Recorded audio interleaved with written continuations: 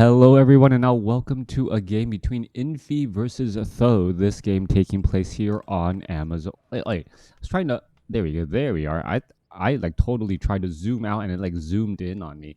Anyways, Infi versus Tho. This game taking place here on Amazonia. Infi spawning as the random human player here at what I will call the bottom left hand side 7 o'clock position, going up against Tho, who has spawned as the pink night elf. Zoom is set to 2022. Yeah, being able to adjust the zoom now in the game. Who would have thought that it would have taken so many years before they realized, wait a second, we need to be able to zoom out a little bit more. And I swear I like set the zoom and then it like super zoomed back in again. So hopefully that doesn't get too distracting. I didn't do anything, but well, it looks like I did. Anyways, let's go ahead and break things down in this 1v1 matchup. Infi opening things up. It is going to be an Altar of Kings with an Archmage going up against a Keeper of the Grove. No big surprises here as both sides are getting underway. What will really define the type of the game that we're having is how much harassment the players are executing, and also whether or not Infi sets up a very early expansion. Wisp does get ensnared down here, and we're going to be looking at the Forest Shoal Trapper and some of these units taking a little bit of damage already. So getting a Wisp kill already, as well that Water Elemental tanking as much damage as it can, finally getting taken out by the creeps.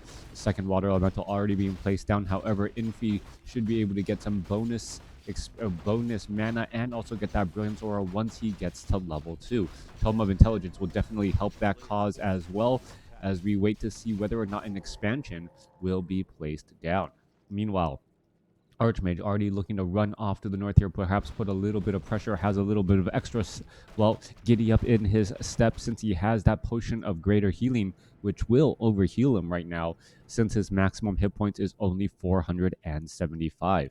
Archmage looking to put in pressure, tries to see what he can see and perhaps put down a little bit of pressure on all of these Wisp who are going to be playing, well, hide and go seek in that Entangled Gold Mine.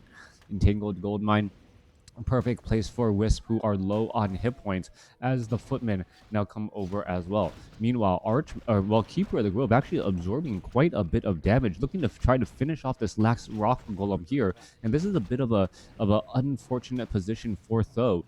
Tho perhaps was not expecting Infi to actually come across here with the Archmage and the Footman. Perhaps he expected him to hang back and allow himself to build this town hall. Instead, what's happening is that the Keeper of the Grove, who is now sitting at level 3, is coming back across here. Moonwells could take quite a bit of damage. Are we going to see one Moonwell now taken down here? So only having access to one Moonwell and only gaining mana off of one Moonwell right now, or Moondews off of one Moonwell, is a pretty significant setback. We're looking at the Water Elemental putting in pressure on the Moonwells as they are in construction, as a Footman is about to get taken down. No, not taken down, able to retreat back away, as we're looking at a couple more Entangles go down as well. Archmage still has enough mana, or will have enough mana momentarily to drop another Water Elemental, waiting for that Water Elemental there. Oh no, gets mana stolen.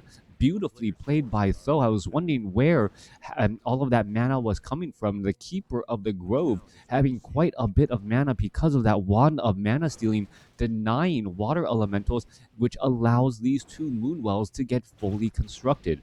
Once these two Moonwells were fully constructed, oh, Archmage going to have a very difficult time there.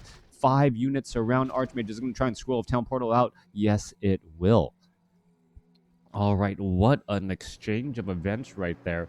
Wand of Mana Stealing, normally not considered one of the more powerful items in the matchup, suddenly making a big presence, as it was able to stop a Water Elemental from being dropped, allowing these two Moonwells to be constructed and give more life for Tho. Keeper of the Grove grabbing up a Clarity Potion already, now making its way down to the south, perhaps to try and punish the expansion that Infi did not defend earlier.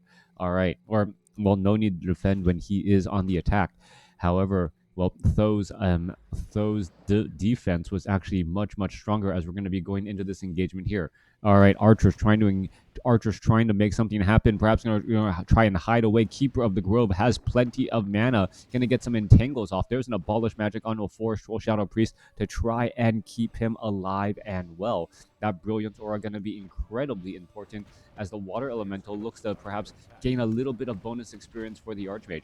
All right, there goes another Entangle here. Are we going to see another Abolish Magic? That is the question. Panda could try to get off another big Breath of Fire here, as we do see an Arcane Tower nearby.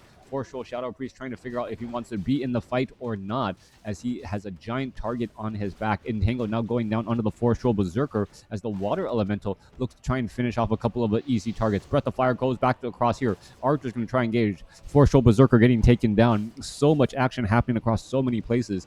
Who knew 3000 zoom was necessary for WarCraft 3? Archmage continuing to engage here. We're going to see there's a deny on that Footman once more. Arcane Tower in position, still no Blacksmith, as the tech to tier 2 is halfway done. Obviously, tech to tier 2 done for Tho, since he has that Panda out here onto the battlefield, as the Archmage still looking for options to try and get to level 3. There goes a Breath of Fire blowing over a Forest Troll Shadow Priest, as the Panda still, well, playing a very, very dangerous game here, down to 232 hit points. And, well, it looks as though the Archmage is going to continue to pick up items, as a Goblin Shredder joining in on the battle, acting as a bit of a tank and also damage dealer before, well, perhaps heading over to the lumber line. 41 supply over 42 compared to 34 over 60. Infi versus Tho, a great back and forth match already. And I have to remind myself sometimes that we're talking about Infi here, one of the best human players, and now perhaps the best random player,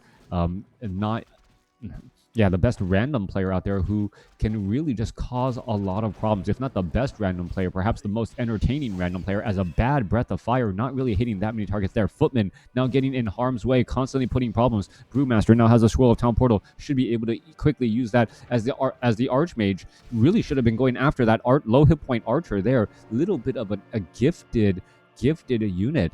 A rare mistake by Infi, not capitalizing on that Scroll of Town Portal and then trying to pick off of those low hit point units. All right, Panda sitting at level 2. Meanwhile, level 1 Panda for Infi joining in on the battle as well. Are we going to see Breath of Fire's exchange blows? Yes, we are. There goes one blow. There's another exchanging of blows, but one team is on fire. And I'm talking about in the bad way, as they're taking additional damage over time. Both sides still fighting their way through. Panda could easily get off a Breath of Fire across multiple low hit point archers there, perhaps even taking some down.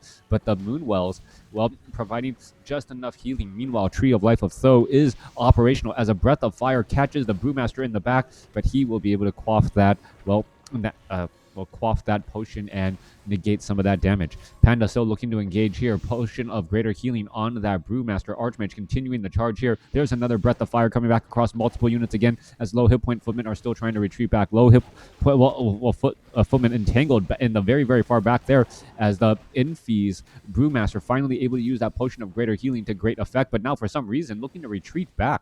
Not quite sure what that is about. You have low hit point Footmen still staying in the fight, while this Panda is now looking to perhaps buy some scrolls of healing or picking up some other additional units, but taking a lot more damage than he really should, as a couple of archers are still surviving in the backstage here.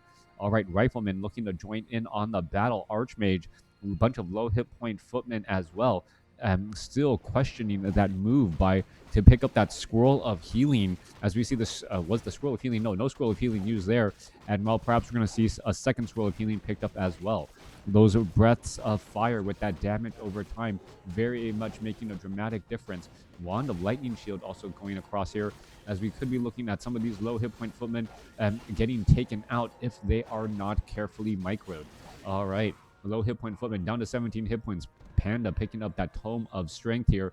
That Priest has a lot of work to do to heal up that low hit point unit, as you don't want to be feeding experience. And look how tiny these peasants look in such a far zoom. All right, Archer gets taken down. Militia finding a low hit point Archer. Breath of Fire coming back across here. But what could be just as important is that there is low hit point units, or units that are just currently not engaging. Panda, is it going to get a Breath of Fire off? No, it is not. And Infi looks like he's going to be able to charge on in here. There's a deny there. There's a Breath of Fire coming across multiple units again, as towers are now getting constructed. Tho could be in a little bit of trouble. Goblin Shredder could be joining in on the fight here. Only one priest throughout this mix so far. A second and third priest now joining in to give this army a little bit of lasting staying power. Keeper of the Grove with that level 2 entangle has done quite a bit. Meanwhile, we're looking at the peasants getting in some repairs onto that Goblin Shredder, who is now back in, ready to go. Ancient of War taken down as well, as we're going to be looking at a big fight here. All right, Breath of Fire there, Orb of Venom, damage over time. Priest getting taken down. Keeper of the Grove finally sitting at level 4. Meanwhile, Rejuvenation here as well. So Tho does have the necessary pieces to keep this army together. It's just that Infi has a much larger army at this point in the stage, and the time is on his side. These scout and arcane these arcane towers and guard towers, if they are unchallenged, will get operational and make it extremely difficult for Tho to try and defend here. All right, Breath of Fire coming back across. Infi now getting up to level 2 on his Panda. Tho's Panda still low on hit points, as we see Spellbreakers removing much of that precious mana as well. Keeper of the Druid of the Claw taking quite a fair amount of damage. There's a Roar. Are we going to see the Panda getting taken down? No, we are not. Down to 70 hit points, as he gets a rejuvenation to try and stay alive. Ancient of Lore still cranking out more Druids of the Claw. Meanwhile, Panda, Druid of the Claw still trying to get rejuvenated, and Tho just unable to really build up a large enough army now that he is sitting at tier 3 with a superior tech advantage, unable to capitalize on all of that so far. 37 supply army compared to 48. Infi, well, gonna be able to just park himself in this position here. It would appear that Infi is just gonna just hold himself here and make it difficult for Tho. Orb of Venom, the Panda's Breath of Fire, all of these Druids of the Claw don't seem enough to be able to break Infi's outpost, as that Ancient of Lore gets taken down. All right. It feels like Tho's chances of getting back into this game are starting to derail. Tho was fighting well for such a long time, but Infi was trading efficiently while building up an earlier economic lead. 15,000 now compared to 17,210, so about a 3-minute mining difference, and that's what you see here. Druid of the Claw venturing forth, not quite sure what happened there. It made its way out only to get sacrificed, as the Archmage now extremely close to level 4. All right, Infi's strategy involves, clearing up a relatively easy creep camp, perhaps even setting up an expansion of his own at his outpost location, knowing that it is already very well defended. Infi does not have to do much to try and win this game now, as he's just going to continue to pull ahead with his advantage. Also picking up True Shot Aura for all of those riflemen, spellbreakers, and that archmage. Down to the south here, Druids of the Claw trying to, take down this town hall here.